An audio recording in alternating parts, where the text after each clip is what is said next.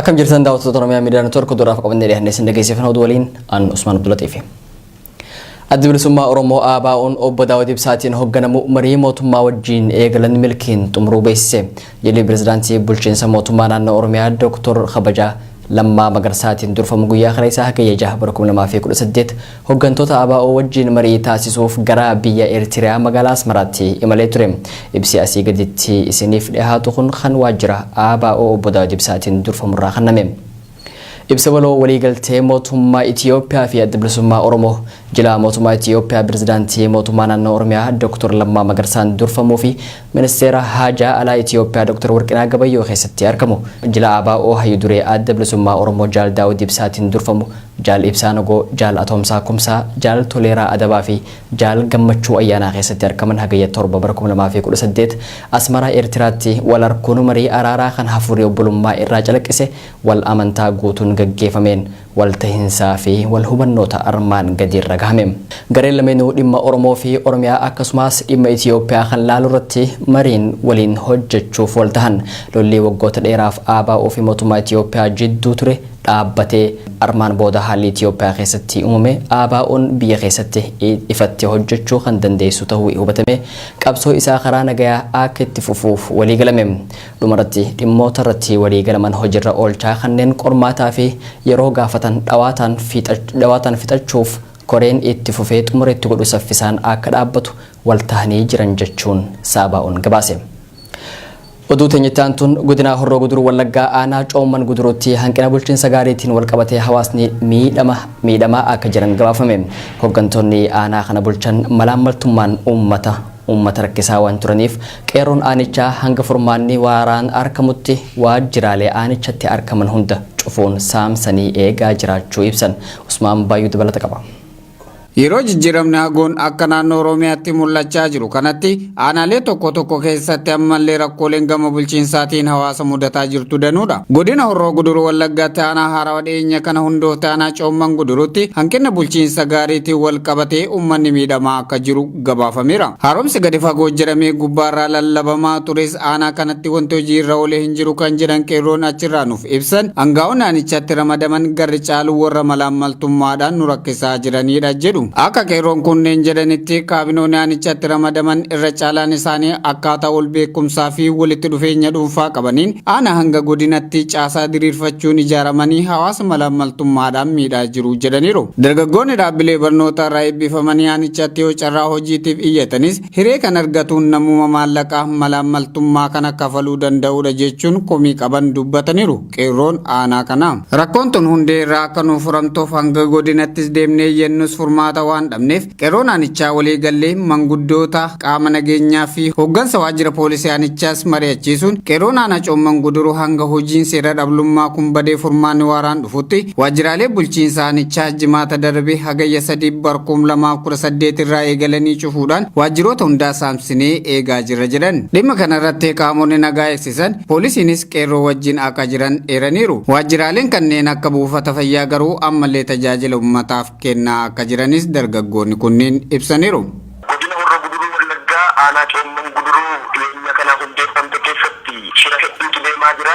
Aanaan kun dhiyeenya kana waggaa tokko kan hin guunnedha kan isheen hundeeffamte. Akkasumas immoo kaabinoota fi seektaroota gadaanaa keessa warreen jiran aanaa Guduruu keessa kan turan bifa guddinaatiin dandeettii fi muuxannoo isaanii malee gara aanaa kanaa ergaa jiru. Akkasumas immoo qacarrii sadarkaa aanaa ta'aa jiru keessatti giraaf loogiitiin uummatarraa qarshii 10,000 yookaan kan uummanni naannoo kanaa itti moggaase hidhaa tokko kan jedhamuu fi hanga qarshii 20,000 yookaan hidhaa. Homti tokko haaromsa kan jedhamin jiru barataan hiriira bahaa oolaa hawaasni hiriira bahaa oolaa sagaleen uummataa mirkaamamaa miidiyaa irratti guyyaa tokko darbeen beeku as keessa baqaalkanii guyyaa iyyaa oolaa miidiyaan nu jalaa qabuun jiru yoo warra aanaa gaafanne godinaaf dabarsine irra jedhu har'ammoo hiikiin tikettinnu binni keenya erga dhufamee torban ta'uuf deemaa gaafa jimaataa cufamee waajjirri dhiifameeru gabaabumatti waajjira fayyaa waajjira poolisii waajjirri galii immoo uummanni yeroo gibira kaffalaa jirurra waan jiruu fi amma waajjira galiin cufnu jenne kana sadan qofaatu banaa jira. Poolisoonnis nu faana eegaa jiru. Waajjira fayyaa immoo dhimma deessuu irratti dhimma nageenya uummataa irratti kanaaf waajjira fayyaa akka hin cufamne waan barbaanneef kana qofaa tafee hundiyyuu cufamedha. Qeerroo keessaan sabiiraan. Erga waajjiraalee kanneen saamsitanii rakkoo kana hundeen furuu hooggansa sadarkaa godinaa jiru yoo furmaata fiduu hawaasa wanti mari'achiisa jira jennee dargaggoota kanneen gaafanneerra. Furmaata fiduuf warri dhufanii fuuldura uummataa dhufanii uummanni immoo egaa isaanii akka asii gadi bilbilanii bulchiinsa aanaa kanaatiin yeroo uummata jiraattota magaalaa baadiyyaa nu baasaa waltajjii geessinaa jedhanii asinas qajeelanitti nutti himan. Sababa waajjiraaleen saamsitan kanaaf qeerroo irras haa ta'u hawaasa irraa humnoota mootummaatiin tarkaanfiin fudhatamee miidhaan uummata irra ga'ee ni jira. Homaa tokko hin jiru poolisoonni subuukaa cufanii baana jiru. Dargaggoonni biyyattii wal'aansoon siyaasaa biyyattii itti dadhaban firii akka horattu biyya tasgabbeessuu irratti fuulleeffachuu qaban jedhan Pirezidaant Mulaatuu Tashoomaa. Pirezidaant Dr. Mulaatuu jila OMN xiinxalaa siyaasaa obbo Jooriin durfamu waliin akkaataa siyaasaa biyyattii ceesisuun danda'amu irratti masaraatti mari'atan. Abrahaam Birruu waan qindeessa qaba. Jilli Oromiyaa Miidiyaa Neetwork xiinxalaa siyaasaa fi Daayireektara Oromiyaa Miidiyaa Neetwork obbo Jawaar Mohammadiin durfamu masaraa biyyaalessaatti argamuudhaan pirezidantii mootummaa Riippaabilikaa Federaalawaa Dimokiraatawaa Itoophiyaa Dr. Mulaatuu Tashoomaa waliin mari'atee jira. Marii isaanii keessatti akkaataa siyaasa Itoophiyaa ceesisuun danda'amuu fi ga'ee OMN gara fuulduraa bahuu qabu irratti mari'atamee jira. Pirezidanti Dr. Mulaatuu Tashoomaa fi tuutii Oromiyaa Miidiyaa Neetwork hiree qabsoo amma argame akkamiin nagaa fi ijaarsa biyyaatiif oolchuun danda'ama kan jedhu ijoo marii godhachuudhaan mari'atanii jiru masaraa biyyaalessaattiin. Pirezidanti Dr. Mulaatuun marii kana irratti dargaggoon biyyattii wal'aansoodhaan jijjiirama siyaasaa fideef galata qaban ibsanii amma immoo ijaarsa biyyaa fi tasgabbii irratti hojjechuu akka barbaachisu dhaamanii jiru. Jijjiirama qabsoodhaan dhufe kana akkamitti cimsinee biyya kana ijaaruudhaaf nagaa buusuudhaaf misooma fiduudhaaf dimookiraasii ijaaruudhaaf akkamitti hojjenna kan jiru irratti kan bal'aadha kan goone. Dhalattoonni biyyattii biyya alaa jiranis misooma dinagdee biyyattii keessatti qooda ogummaa bahuu qabu jedhanii jiru. Dr. Mulaatuun obbo Ashabbir Geetinnat Daayireektara Kominikeeshinii fi Pirootokolii waajjira masaraa biyyaalessaati. በተለይም መንግስት አሁን ለዜጎች የስራ ዕድል ፈጠራ ለማመቻቸት በሚያደርገው እንቅስቃሴ lammiilee biyyattii keessumaa dargaggootaaf carraa hojii uumuu keessatti dhalattoonni biyyattii biyya alaa jiraatan akka tumsan pirezidaantichi waamicha godhaniiru. Tuutni OMNs waamicha kana fudhatee tumsuuf tole jedheera. Daayireektar Oromiyaa Miidiyaa Neetworkii fi xiinxalaan siyaasaa obbo Jawaar Mohammad abbaa biyyattii kan ta'an pirezidantiin biyyattii Dr. Mulaatuu Tashooma mootummaa fi paartilee morkattoota walitti fiduun ce'umsa biyyattii saffisiisuu akka qaban gaafannee jirra jedhan. Pirezidantii akka heera mootummaatti abbaa biyya kanaati.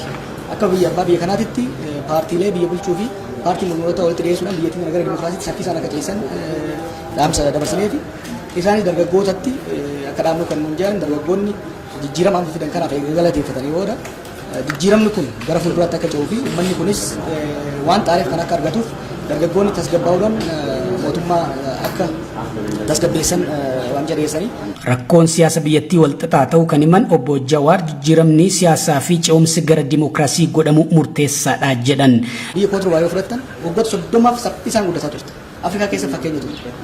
Garuu siyaasaa isaanii waan hin jijjiiraniif sirni loogii waan tureef wal waraansa keessa seenanii waan waggaa 30 jaaran waggaa 3 keessa daaraa godhan. Biyya keenyatti soo taate waggoota 40 kanatti inuma jaara inuma diigna. Kana gooneef siyaasa abbaa hirummaa waan jiruuf kanaaf gara sirni dimookiraasii ce'uudhaaf biyya kana ijaaruun barbaachisaadha jenneeti kan amannu. Riiformiin amma godhamaa jirus gaaffii uummataa haa deebisuu baatu malee siyaasa biyyattii sirreessaa jiran fakkaata. Gaaffii uummataa saffisa barbaachisuun deebisuuf dirreen siyaasaa hunda hirmaachisee inni barbaachisaa kan jiran obbo Jawaar saffisa amma itti deemamaa jirus jajanii jiru. Hirmaattonni siyaasaa paartileen siyaasaa yaanni siyaasaa osoo dhorgamin akka hirmaatu gochuu danda'uun gaaffii uummataa deebisuudhaaf karaa bana. Gaaffii uummataa kan deebisu mootummaa qofa miti. Qaamonni adda addaa deebisuu danda'u. Hayyoonni deebisuu danda'u. Ogeeyyoonni adda addaa deebisuu danda'u. Kun hundi garuu akka deebisaniif haalli siyaasaa kan uummata dhiibuu fi biyya keessa ari'u kan tokko nyaachise kan beelessu akka hin taane teessuu qabanii kanarratti hojiin hojjetamaa jiru gaariidha. Gahaa miti gaariidha. Waan jajjabeeffamuu qabu waan nulleen itti xaarre. Dirreen dimookiraasii biyyattii akka bal'atu seerri miidiyaa fi seeronni mirga namummaa daangessan akka fooyya'anis wal'aansoo ni goonaa jedhanii jiru. Ammatti miidiyaan hayyamamuun gaariidha. Garuu hayyamni kun seeraan utubamuu qaba. Seerri miidiyaa uguraa ture suni ka'uudha qaba. Seera miidiyaa haala tolchuun ogeeyyota miidiyaatirraa hayyootarraa bakka gaddarraa walitti fiduudhaan tolchuudha barbaachisa. Kanarratti marii bal'aadha. Dhaabbanni Dimokiraataa Uummata Oromoo OPDO'n maqaa dhaabichaa falaasamaa fi asxaa isaa jijjiiruuf akka jiru dhiheenyuma kana muummichi ministeeraa Dr. Abiy Ahmad ibsanii turan. Haaluma kanaan qondaaltotaa fi miseensonni dhaabichaa dhimma kanarratti marii taasisaa jiraniin moggaasni dhaaba OPDO kan asiin dura turee fi asxaa isaa jijjiiruuf filannoowwan kaayanii hawaasaaf akka mariitti dhiheessan. Boruma kanaan maqaan dhaabaa kan OPDO jedhamee yaamamaa ture paartii Dimokiraataa Oromoo PADO jedhamee akka moggaafamu yookiin maqeeffamu yaadni dhiyaate. Asxaan hareenii paartii kanaaf qophaa'es halluu alaabaa abbaa gadaa fi odaa keessi isaa duudaa ta'e bifa sadiin akka filannootti dhiyeeffamee jira. Hawaasni dhimma kanarratti yaada akka itti kennuuf obbo Addisuu Araggaa Qixxeessaa hoogganaan dhaabbata Dimokiraataa Oromoo ijaarsa baadiyyaa toora feesbuuk isaanii irratti maxxansan. Gara oduu teenyatti aantuutti hoggaa dabarru pirezidaantiin naannoo Somaalee kan amma aangoo gadi dhiisan magaalaa Jijjigaa keessa jiraachuu isaanii waajjirri dhimmoota kominikeeshinii federaalaa beeksise. Gama birootiin naannoo Somaalee godina Afdheeritti namoonni sabaan Somaalee hin taane rakkoo keessa akka jiran himan. Muhammad Siraaj dabalata qaba. Abdii Mahammad Umar gama Somalilaanditti baqachuu isaanii odeeffamaa ture. Gama biraatiin qabamanii Finfinnee jiraachuu sooshaal miidiyaan afarfamaa jira. Pirezidaantiin naannoo Somaalee kan fedhii isaaniitiin aangoo gadhiisan kun magaalaa Jijjigaa keessa jiraachuu isaanii ministeer deetaan waajjira dhimmoota kominikeeshinii federaalaa Kaasaawun Goofee bilbilaan OMN itti himanii jiran.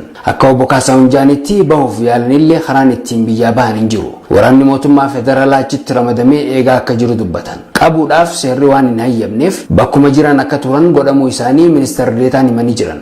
Abdii Mahammad Umar lubbuu namoota hedduu naannoo Somaaleetii fi daangaa Oromiyaa irratti galaafatame. Lubbuun namaa galaafatamuu qofa osoo hin taane sarbamuu mirga ilma namaatiif akka itti gaafataman himamee jira. Gama biraatiin namoonni sabaan Somaalee hin taane kanneen godina Afdheer jiran mirgi isaanii dhiibamaa akka jiru dubbatan. Sababa hin beekamneen mana akka hin baane dhorkamanii guyyaa 3 mana keessa akka jiran himan.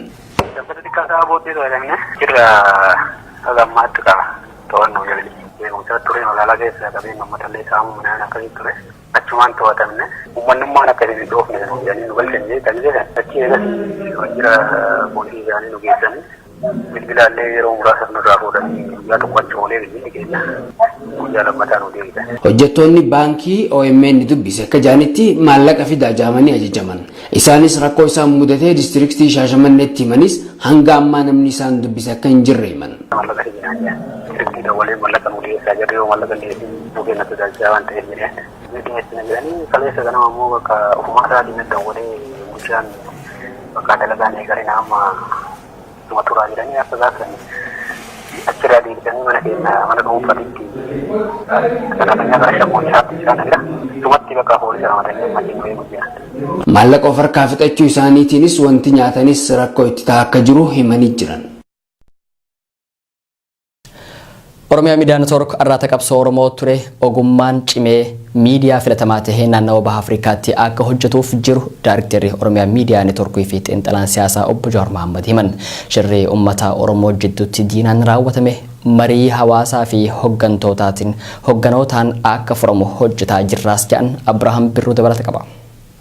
OMN miidiyaan irraa qabsoo Oromoo ture ogummaan cimee naannawa kanatti miidiyaa fakkeenyummaan hojjetu akka ta'u hojjechaa jirra jiran Daayiriktarri Oromiyaa Miidiyaa Neetwoork obbo Jawaar Mohaammed wayita waa'ee Oromiyaa Miidiyaa Neetwoork gaazexeessitootaan gaafatamanitti. Miidiyaan kun miidiyaa aktivistii ture ammaatti irraa qabsoo Oromoo ture. Irraa qabsoo uummata garuu qabsoon keenyas qabsoo diddaatti irraa gara qabsoo biyya bulchuutti cahaa waan jiruuf miidiyaa keenyas ceesisuu qabna. Miidiyaa pirofeeshinaala gochuu danda'uu qabna.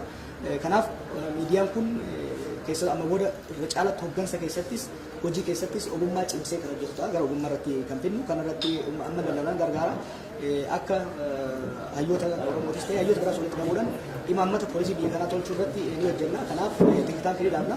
Walitti bu'iinsa naannoo daangaa Oromiyaa fi Sumaalee irratti miidiyaaf ibsa kan kennan obbo Jawaar wal dhibdeen sun shira uummata obbolaa lamaan walitti hammeessuuf shirameedha jedhan.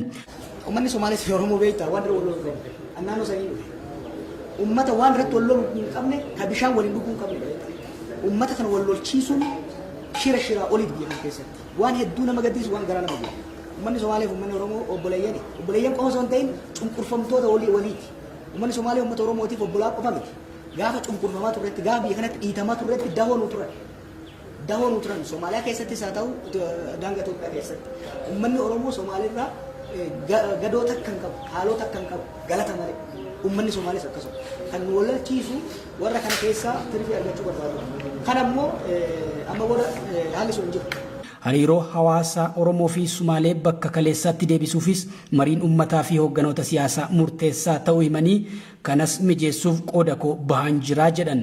Amma booda Itoophiyaa keessatti murnoonnis ta'e qaamni saboota wal lolchiisu fudhatama hin qabu. Uummanni hundi bira dhaabbachuu qaba.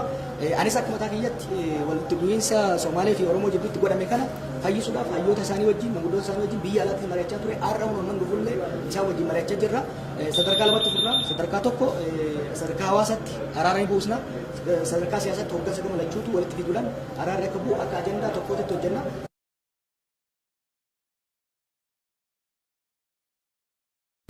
Oduu gaddaa balaa konkolaataa dhaqabeen guyyaa kaleessaa lubbuun dargaggoota lamaa dabarte simannaa xiinxalaa siyaasaa fi daayirektara Oromiyaa Miidiyaa Neetwoork obbo Jawaar Mahammadii fi eebba waajjira Oromiyaa Miidiyaa Neetwoork irratti hirmaachuuf magaalaa fi baadiyyaa Oromiyaa garagaraarraa sabboontonni magaalaa Finfinneetti imalaa turuun ifam milkaa'inaa fi miidhaginaa saganticha galma barkumeetti gaggeeffameefis hirmaattonni bakka adda addaarraa dhufan shora ol aanaa taphatan guyyaa kaleessaa hirmaattonni sagantichaa magaalaa Awwadaa irraa dhufan wayita galaa jiran konkolaataan garagaluun obboleeyyan lama wareegamanii jiran dargaggoonni lubbuun dabarte lamaan Abdul Jabbaar Muhammad Muusaa fi Abdurrauf Muhammad Muusaa obboleeyyan tahuu maddeen ifoomsan sabboontonni balaa dhaqqabe kanaan madaawanis tokko Caaltuu Alishoo yookaan Muftii lama Nuuraddiin Ibraahim sadi Jibriila afur Waa'is shan Callaa fi Jamaal tahuun barame qabsoon sabaa sadarkaa irra gahuuf shora dargaggoonni magaalaa Awwadaa taphatan yaadachaa balaa dhaqqabeen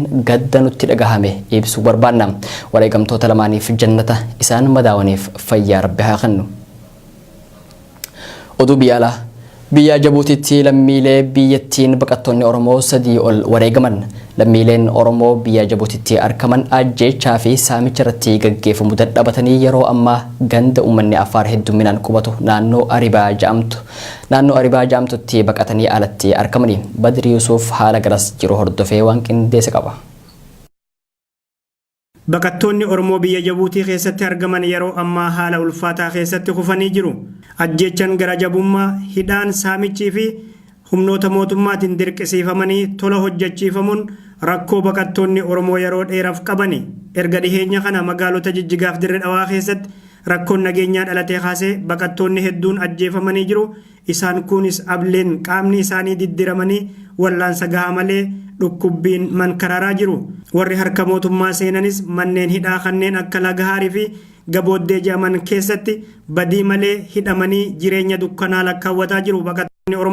Baqattoonni Oromoo Jabuutii rakkoon kun akka dhaabbatuuf sagaleen isaanii dhageettii haa dhabuu malee guyyaa tokkollee callisanii hin beekan. Imbaasiin Itoophiyaa maqaaf mirga lammiilee fi hariiroo mootummoota lameenii tiisuuf achitti argamus rakkoo jiruuf dhabuu baqattoota kanaaf xiyyeeffannaa guyyaan itti kenneen qabu. Akkuma olitti kaasne rakkoon Jijjigaaf Dirree Dhawaa keessatti tibba kana dhalate adda durummaan kan miidhe baqattoota Oromoo biyyoota baqaa Jabuutii fi Somaaliyaa keessatti argaman. Baqattoonni Oromoo Somaaliyaa magaalota akka Bosaasoo fi Gaalkaayoo Somaalilaandii fi Jabuutii keessatti argaman rakkina biyya keessatti dhalatu qaaman irraa fagoo jiraniif akkamiin gaafatamoo tahaniin ammoo gaafii namoota hedduuti. Rakkoon akka ammaa dhalatee kun yeroo garagaratti baqattoota ni mudata. Keessattuu baqattoonni Oromoo baay'inaan Jabuutii keessatti argaman yeroo ammaa jireenya du'aa keessatti argamu. Erga torbaan tokkoo kaasee baqattoonni manaa gad bahuu sodaatuun manneen keessatti beela fi dheebuun miidhaa ulfaataa keessummeessaa jiru. Warri alatti gad bahe reebamuu fi saamamuun carraa isaaniiti. Keessattuu magaalaa Jabuutii gandeen akka Belbelaa, Humbulii, Gabooddee, Buro Akabiir, Kaartikaat, Kaartidee, Kaartisiis, Sheek Muusee jedhaman keessatti ajjeefamanii jiru. Haala gaddisiisan ableen diddiramanii jiru. Manneen isaanis itti cabsamee saamichi irratti gaggeeffamee jira. Guyyaa kaleessarraa kaasee ammoo baqattoonni walitti gurmaa'anii lubbuu isaanii baraarfachuuf jecha gandeen uummanni Affaar baay'inaan qubatee jiru Aribaa jedhamutti godaanuuf dirqamuu dubbatu. Baqattoota amma gara naannoo Affaar qubatan ganda Aribaa jedhamutti baqatan kanneen keessatti dubartoonni ulfaa amma dahanii fi daa'imman akkasuma manguddoonni dadhaboo keessatti argamu. Baqattoonni kanneen halkan idarraa kaasanii aduuf qilleensa keessatti gargaarsa namoomaa tokko malee dadhabaa jiru. Keessattuu dubartoonni ulfaa fi dhiheenyatti dahan garaa madaa waliin qilleensaaf aduu keessatti gidiraa argaa akka jiran baqattoonni Oromoo Jabuutirraa Oromiyaa Miidiyaa Neetwoorkitti himan. Ambaasaddarri Itoophiyaa Jabuutitti argamu ganama kana bakka baqattoonni itti dhiyeessan ganda Aribaa jedhamutti maal akka jee baqataan Oromoo sodaa nageenya isaaf maqaan isaa akka ibsamuun feene kun akkanatti ibsa. Viidiyoon amma argaa jirtan kunis baqattoota Oromoo magaalaa Jabuutii gandeen garaagaraa keessaa baqatanii ganda Afar baay'inaan keessa jiraatan Aribaa jedhamutti argaman. Uummanni Afar naannoo amma Oromoonni Jabuutii itti baqatan kana jiraatu ifiifuu jireenya daddaaqamaa dhiibu Oromootaaf fira gaafa rakkoo ta'uun lubbuu baqattoota Oromoo baraaranii jiru. Uummanni Afar Jabuutii keessatti argamu yeroo garagaratti wayita Oromootarraa miidhaan dhaqqabu dirmatuufin ifitti qabanii gargaaruun beekamu. Akka baqattoonni Oromoo amma ganda Afaritti baqatan jedhanitti ummanni Afar ganda Aribaa jiraatu baga nagayaan gara qe'ee teenyaa dhuftan amma booda nuutu isin dura dhumataa hin yaaddawinaa jechuun hamilee baqattoota Oromoo jajjabeessuu fi gargaaraa jiru. Yeroo ammaa kana baqattoonni Oromoo Jabuutii kumaantamaan lakkaa'aman ganda Afar Aribatti baqatanii hanga tokko tasgabbaanis baqattoonni hedduun gandeen garagaraa keessatti mana keessatti iggitamanii gara ittiin gad bahan dhabuun beela fi dheebuun hubamaa akka jiran dubbatu. Baqattoonni rakkoo baqattootarra gahaa jiru daangaa dabre kanaaf dirmannaa godhe hanga ammatti akka hin qabne baqattoonni dubbatan. Kaleessa aangawaan mootummaa Koloneel Abdullaahi Abdii Jaaman gaafiif deebii BBC afaan Sumaalee waliin godhan keessatti hanga ammatti baqattoonni Oromoo lama ajjeefamuu fi warri madaayan ammoo wal'aanamaa akka jiran mirkaneessan. Haalli jirus akka tasgabbaa'uuf humnoota nageenyaa bobbaasuu dubbatan. Faallaa kana garuu baqattoonni wayita isaan miidiyaaf yaada kana kennan reebamaa fi saamamaa jiraachuu dubbatu. Gama biraatiin baqattoonni lafa baadiyyaa kanneen akka Artaa fi Duudaa jedhamanitti ooyiruu qotanii jireenya isaanii dhiiban hedduun dhumataa akka jiran baqattoonni Oromoo dubbatanii jiru. Humnoonni mootummaa uffata uummataa uffatan duula baqattoota miidhuu kanarraa qooda fudhataa akka jiran baqattoonni Oromiyaa Miidiyaa Neetwoorkitti himan. Ganama kana ammoo ambaasaddarri Itoophiyaa Jabuutitti argamu aangawaa Jabuutii Koloneel Abdullaahi Abdii waliin dhufanii baqattoota gara biyyaa galuu fedhaniif xalayaa ni qopheessina, warri as jiraatuu feetanis amma booda nageenyi keessan ni eegamaa jechuun dubbatuu isaanii baqattoonni ija shakkiin ilaalaa jiru. Ambaasaddartichiif Koloneel Abdullaahi Abdii baqattoota biyyatti galaniif haala mijjeessuuf baqattoonni gandeen irraa namoota tokko tokko akka filatanillee ajajuu isaanii dubbatu. Baqattoonni namoota filatuun maqaaf lakkoofsa koree filamanii geessanis garuu hanga ammatti cilee bishaan buute tahanii jiruu jaa. Aangawoonni fi ambaasaddarri Itoophiyaa garuu dubbiin aangawootaa kunis wabii kan hin qabnee fi abdii baqattootatti horuu hin dandeenye. Haleellaan baqattoota irratti xiyyaafate kun magaalota akka Alisabii, Tojorraa, Obokii fi Jabuutii keessatti daran kan hammaatu tahuu dubbatu.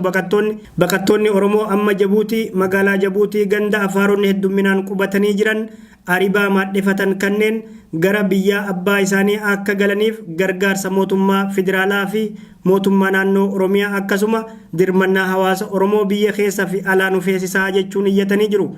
Baqattoonni kanneen daddaffiin gargaarsa mootummaa hin argatan yoo ta'e miidhaa kana caaluuf saaxilamoo akka danda'u dubbatu. Daawwattoota keenya haala ulfaataa baqattoonni Oromoo Jabuutii keessatti argaman kana hanga furmaata argatutti jala buunee kan gabaasnu tahuu gamanumaa isin beeksifna. Oduu teenya maayitiin lammiileen Oromoo biyya Saawud Arabiyaa magaalaa Najiraanitti hidhaman mootummaan naannoo Oromiyaa mootummaa federaalaa wajjin mari'atee furmaata nuu barbaaduu qabaa jedhan. Mana hidhaa Najiraan keessatti lammiileen Oromoo 500 ol kan argaman ta'us ibsanii Maama Fantaallee dabalata qaba. Baqattoonni Oromoo Yemen irraa gara biyya Saawud Arabiyaatti ce'uuf qarqara daangaa Saawud irratti qabaman hedduun waggoota dheeroof mana hidhaa Najiraan keessatti dararamaa jiru. Lammiileen Oromoo kunneen hadhaa mana hidhaa biyya alagaatti dhamdhamaa jiran kana keessaa bahuuf imbaasii Itoophiyaatti iyyatanii furmaata akka dhaban gabaasaa turuun keenya ni yaadatama. Tibba kana garuu baqattoonni Oromoo biyya Saawudii mana hidhaa Najiraan keessatti argaman nuti ilmaan Oromoo gidiraa hidhaa biyya alagaatti nu mudateef yeroo hedduu iyyannee jirra. Hanga har'aatti qaamni nu dirmate hin jiru. Ilmaan Oromoo mana hidhaa Najiraan keessatti dararamaa jirru lakkoofsaan 500 ol taanam. Mootummaan naannoo Oromiyaa mootummaa federaalaa wajjin ta'uun furmaata nu barbaaduu qaba. ergaa keenya kana kabajamoo pirezidaantii mootummaa naannoo Oromiyaa Dr. Lammaa Magarsaa, muummee ministeeraa biyyattii Dr. Abiyyi Ahmadii fi Dr. Bayyanaa Sanbatootiin nu gahaa jechuun dhaamsa dabarfatanii jiru.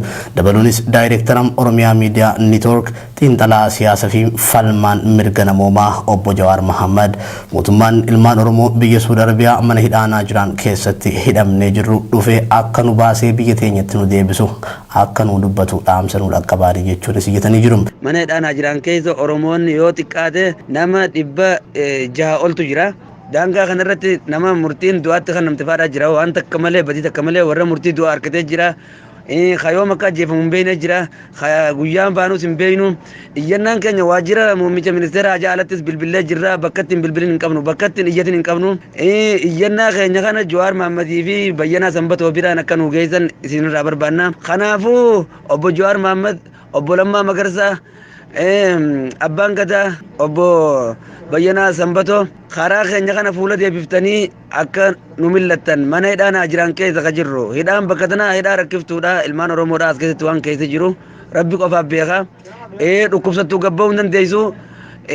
Waan feete taatu uleen bakka tana jirtu waan ilmi namaa keessa jiru rabbi qofaaf beeka. Kanaafuu akka nu dhaqqabdan Oromoon biyya jirtu waan keenya kana irratti deeffattanii akka nuuf dubbattan mootummaa biyyatti akka nuuf dubbattan.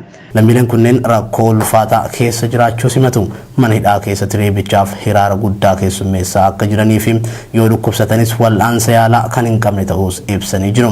Mana hidhaa kana keessaas namoonni waggaa 8 ol jiraatan hedduus ta'us ifoomsanii jiru. Kanaaf mootummaan lammiilee Oromootis ta'ee lammiilee Itoophiyaa biroo kan biyya alagaatti mana hidhaatti ukkaanfamanii dararamaa jiraniif fala barbaaduu qaban dhaamsa baqattootaatiif. Tole daawwattoota Oromiyaa Miidiyaa Neetwoork duraaf qabannee dhiyaatan hanga ammaa isin dhageessifneedha. Gama ogummaa kaameraa fi teeknikaatiin Abdii Jamaaltuun waliin ture fayyada.